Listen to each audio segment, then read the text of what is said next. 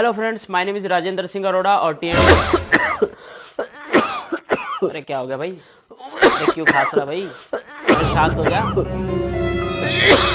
अरे खांसी हो रही। अरे बात तो सुन। मैं तो जा रहा है। अरे वो कहाँ चला गया? मैं तो कह रहा था पानी पिया तो एकदम से खांसी आ गई। ये तो चला ही गया। मतलब आजकल खांसना भी बड़ी मुश्किल वाली है, मुसीबत वाली बात हो गई। कहीं पे भी अगर आप खांस दो या छींक दो तो लोग आपको शक की नज़र से देखने लग जाते हैं। घर के बाहर निकल के खांसना छींकना जो है वो मत कीजिए, क्योंकि आपको उठा के लेके गए तो 14-15 दिन की रिमांड ले लेंगे आपकी। और आजकल तो पोजीशन ये हो गई है कि अगर मैं घर में खांस भी देता हूँ तो मेरी बीवी मुझे शक की नज़र से देखने लग जाती है कि इसको कोरोना तो नहीं है। मतलब खांसना और छींकना बड़ा मुश्किल हो गया। अब ये कोरोना है, ये उन्हीं लोगों को लग रहा है जिनको खांसी और जुकाम होती है या उनका सिर दर्द होता है। अब ये नॉर्मल चीज़ें है, इसी बात का तो रोना है। जिसको खांसी जुकाम है उसी को कोरोना है। अरे आजा भाई, आजा। वो ये आएगा नहीं जब तक मैं जाऊंगा नहीं, क्योंकि ये डर चुका है, क्योंकि मैं यहाँ आ गया खांसते खांसते। मुझे तो आना ही नहीं चाहिए था। जा रहा हूँ मैं तो।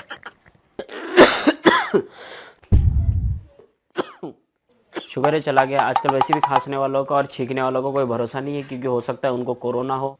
चलो वीडियो में आगे बढ़ते हैं। और ये आता जब भी है तब हम भटक जाते हैं कि क्या करना है आज और क्या है आज का टॉपिक। तो चलिए टॉपिक पे आते हैं। ये है हमारा कंप्रेसर। और काफ़ी सारे दोस्तों की एक समस्या थी कि कंप्रेसर को हम डायरेक्ट कैसे चालू करें। हालांकि इससे रिलेटेड वीडियो मैंने बनाया है कि रनिंग और स्टार्ट की जो टर्मिनल होते हैं उन दोनों को आपस में शॉर्ट करना होता है, तब जाकर के ये स्टार्ट होता है, रन करने लगता है।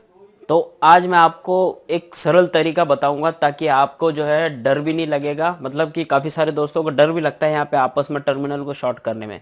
तो बिल्कुल सिंपल और सरल तरीका बताऊंगा, आपको डर भी नहीं लगेगा। और काफ़ी सारे दोस्त ये भी बोलते हैं कि जो कैपेसिटर लगा हुआ होता है जिस कंप्रेसर में, क्या उसे भी हम डायरेक्ट चालू कर सकते हैं क्या? तो बिल्कुल उसे भी हम डायरेक्ट चालू कर सकते हैं। मैं आपको बताने वाला हूँ इसी कंप्रेसर के ऊपर एग्जाम्पल। और आप किसी भी कंप्रेसर को डायरेक्ट चालू कर सकते हो, चाहे वो कैपेसिटर वाला हो, विदाउट कैपेसिटर वाला हो, चाहे वो आपके एसी वाला हो या विंडो एसी वाला हो, कोई भी कंप्रेसर हो, चाहे वो फ्रिज एसी या विंडो एसी का हो, आप उसे डायरेक्ट चालू कर सकते हो। तो मैं आपको यहाँ पे पूरी डिटेल बताऊंगा और बिल्कुल इजी और सरल तरीका बताऊंगा। आप भी उसे करेंगे तो आपको भी मज़ा आएगा। इसलिए ये वीडियो को अंत तक देखिए, क्योंकि ये वीडियो में आपको थोड़ा सा मज़ा आएगा, क्योंकि बहुत ही सिंपल और सरल सी चीज़ मैं आपको बताने वाला हूँ। वो चीज़ आप हमेशा अपने साथ में लेके चलेंगे तो आपको कहीं पे भी कोई दिक्कत नहीं आएगी। तो इसलिए वीडियो को अंत तक जरूर देखिए। कई दोस्त है, कई फ्रेंड है जो वीडियो को अंत तक नहीं देखते हैं और उसी में उनका सवाल का जवाब छुपा हुआ होता है। फिर भी वही सवाल पूछ बैठते हैं जो वीडियो के अंदर ऑलरेडी उसका जवाब छुपा हुआ है। तो चलिए वीडियो में आगे बढ़ते हैं और देखते हैं कि हम इसे किस तरह से डायरेक्ट चालू कर सकते हैं, बिल्कुल सिंपल और इजी तरीके से। तो चलिए स्टार्ट करते हैं।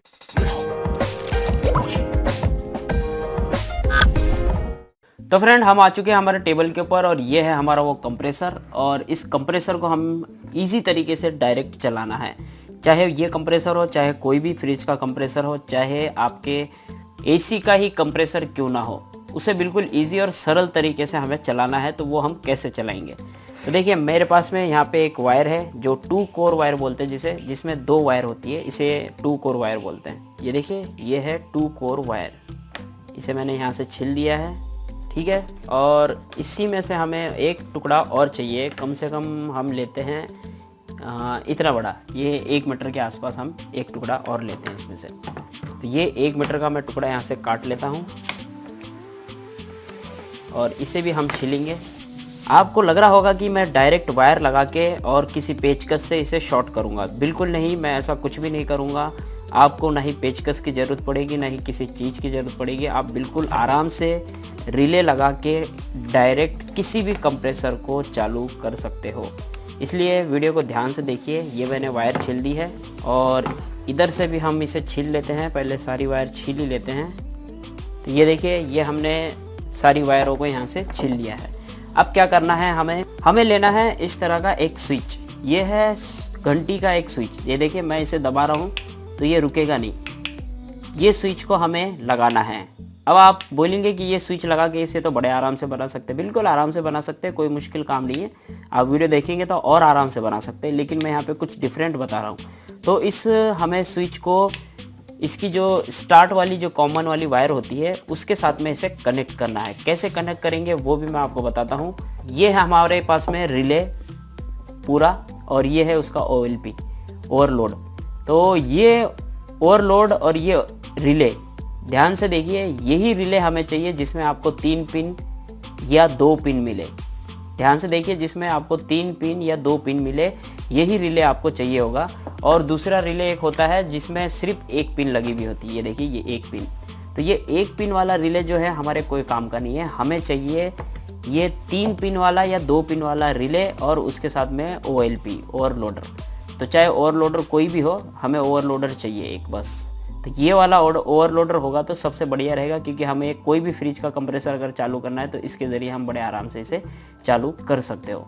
तो चलिए अब इसको क्या करना है, हमें इस रिले को खोलना है अंदर से। तो चलिए मैं इसे अंदर से खोल देता हूँ। ये देखिए, ये मैंने रिले को अंदर से खोल दिया और इसके अंदर एक लगा हुआ है कुछ कॉइन के जैसा। देखिए मैं इसे निकालता हूँ। हाँ, ये चीज़ लगी हुई होती है, इसके वजह से ही ये बीच में शॉर्ट होकर के चालू हो जाता है। तो ये हमने यहाँ से इसे निकाल दिया। अब क्या हुआ, अब जो है इसके जो पिन की कॉन्टिन्यूटी यहाँ से यहाँ तक आती है, अब वो कॉन्टिन्यूटी इसमें नहीं आएगी। चलिए मैं आपको चेक करके दिखाता हूँ। ये देखिए, ये मैं आपको यहाँ पे चेक करके दिखाता हूँ, कोई कॉन्टिन्यूटी आ रही है। अगर मैं इस कॉइन को, इस चीज़ को अंदर वापस लगाता हूँ तो ये देखिए कॉन्टिन्यूटी आने लग जाएगी, है ना। तो ये चीज़ हमें नहीं चाहिए, इसमें कॉन्टिन्यूटी नहीं चाहिए, इसलिए हम ये कॉइन को यहाँ से निकाल देंगे। वापस अंदर चला गया, ये हमने कॉइन निकाल दिया और उसके बाद वापस इस रिले को पैक कर देंगे जैसे हमने खोला था इसे। ये हमने इसे पैक कर दिया। चलिए ये हो गया एक काम, और ये हो गया हमारा OLP, ये दोनों हो गए। और ये स्विच, अब हमें क्या करना है, इस स्विच के अंदर एक कनेक्शन चाहिए। चलिए हम वो कनेक्शन कर देते हैं। ये एक वायर इसमें लगी है, हम इस वायर का भी इस्तेमाल करने वाले हैं। तो देखिए, हम ये वाली जो लाल वाली वायर है, इस लाल वाली वायर को इस वायर के बराबर लेंगे और यहाँ से इसे हम कट कर देंगे। अब ये वाली वायर का हमें कोई काम नहीं है। अब हम क्या करेंगे, इस वायर को छील देंगे यहाँ से, और इन दोनों वायरों को भी यहाँ से हम छील देंगे। आप जैसा कि डायग्राम में देख रहे हैं, मैंने इसका बाकायदा एक डायग्राम बनाया है। आप इसके ज़रिए जिस तरह से मैंने डायग्राम में दिखाया है, बिल्कुल उसी तरह से इसमें कनेक्शन करने हैं। ये हमने यहाँ पे कनेक्शन किया और ये लाल वाली और इस लाल वाली को हमने यहाँ पे जोड़ दिया।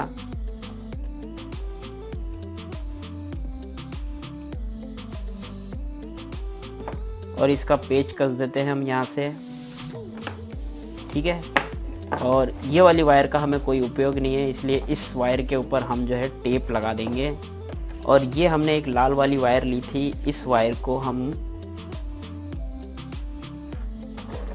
इस जगह कनेक्ट कर देंगे और इन तीनों वायरों को हम इसमें से निकाल देंगे यहाँ से। और उसके बाद हम लगा देंगे ये वाला कैप। देखिए इसमें वायर जो है छेद के बीच में आ रही है, तो हम इसे थोड़ा सा साइड में करके और फिर इस तरह से इसे कैप कर देंगे। ये हमने इसे कैप कर दिया। अब इसको हम कस देंगे। तो ये हो चुका है हमारा तैयार। अब इसके बाद में कुछ चीज़ बच रही है, तो आप यहाँ पे इसे टेप लगा दीजिए ताकि ये वायर जो है हिले नहीं। ये हमने इसमें टेप लगा दी और ये वायर के ऊपर ये जो दो पिने हैं हमारे पास में, ये एक दूसरे के अंदर घुस गई है। ये देखिए ये दो पिने हैं, ये कनेक्टर है। इस कनेक्टर को इस वायर पे लगाना है। तो ये हमने तीनों पे पिन लगा दी है। थोड़ा सा इसे प्रेस करते हैं ताकि ढीला नहीं बैठे। अब इसके बाद क्या करना है, आपको ध्यान से देखना है ये चीज़ को। ये वाली लाल वाली वायर जो है ये आपको इस तरफ लगानी है, इस रिले के ऊपर। ये देखिए इस तरफ, मतलब कि स्टार्ट वाली साइड में, और रनिंग वाली साइड में आपको ये वाली लाल लगानी है। देखिए इसमें कलर का बहुत महत्व है। अगर आप ढंग से नहीं लगाएंगे तो यहाँ पे आपका जो है कंप्रेसर ख़राब हो सकता है। तो ये आपको ढंग से लगाना है। ये देखिए ये हमने इस रिले पे लगा दी और इस ओवरलोड पे हमें लगाना है ये ब्लैक कलर की नेचुरल वायर। अब ये हमारा सेट हो चुका है। अब यहाँ पे भले इधर से आपकी जो वायर ये आप लगा रहे हो, ये चाहे आपकी न्यूट्रल में जाए या फेस में जाए, या फेस में या न्यूट्रल में, कोई भी कहीं पे भी जाए तो कोई दिक्कत नहीं है। लेकिन यहाँ पे आपको ध्यान रखना है कि जब आप ये वायर लगा रहे हो तो ये हमने दोनों वाली जो लाल वाली वायर है, ये दोनों लाल हमने एक रनिंग और एक स्टार्ट के ऊपर लगाई है, और कॉमन के ऊपर हमने ब्लैक कलर की लगाई है, क्योंकि ये अलग है, ये बिल्कुल बाहर से डायरेक्ट आ रही है और इस स्विच के अंदर से ये दोनों वायरें लाल वाली आ रही है, इसलिए हमने ये इस पे लगा दी। अब हमें क्या करना है, हम इसके ऊपर इसे लगा देते हैं। ये हमने कंप्रेसर पे ऊपर लगाया और अब मैं आपको यहाँ पे कंप्रेसर चालू करके दिखाऊंगा। और इस वायर के ऊपर आप पिन लगा सकते हो, अभी हमारे पास में पिन नहीं है, लेकिन हम इसके ऊपर पिन ज़रूर लगाएंगे। तो मेरे पास में दूसरा बना हुआ है, वो मेरे बैग में पड़ा हुआ है, और वो बैग जो है मेरे पास में अभी उपलब्ध नहीं है, मैं आपको दिखाता। ये हमने इसे यहाँ लगाया और इसे चालू किया, और ये बटन को हमें दबाना है सिर्फ। ये देखिए चल गया। बिल्कुल सिंपल और बिल्कुल सरल तरीका है, ये चालू हो चुका है। ये देखिए, ये देखिए आपको आवाज़ आ रही है। मैं दोबारा चालू करके दिखाता हूँ। ये बंद हो गया, ये मैंने इसे चालू किया और ये बटन को दबाया, बस देखा, बिल्कुल सिंपल और सरल तरीका था। इस बटन को खाली एक बार दबा के छोड़ना है आपको बस। तो इसी तरह से आप एसी के कंप्रेसर को भी डायरेक्ट चला सकते हो। उसमें वायर में इस तरह का एक स्विच लगा के, अगर वहाँ पे ये रिले काम नहीं करता तो आप एसी के कंप्रेसर को चलाने के लिए आप इस तरह की पिन को भी लगा सकते हो। 3 पिन बना लीजिए और तीनों टर्मिनल पे लगाइए, और ध्यान रखिए कि स्टार्ट और रनिंग के ऊपर जो वायर लगेगी वो दोनों सेम होनी चाहिए। स्टार्ट के ऊपर कौन सी वायर लगेगी, रनिंग के ऊपर कौन सी वायर लगेगी, ये आपको ध्यान रखना है। अगर आप गलत वायर लगाएंगे तो आपका कंप्रेसर ख़राब भी हो सकता है, ध्यान रखिए आप।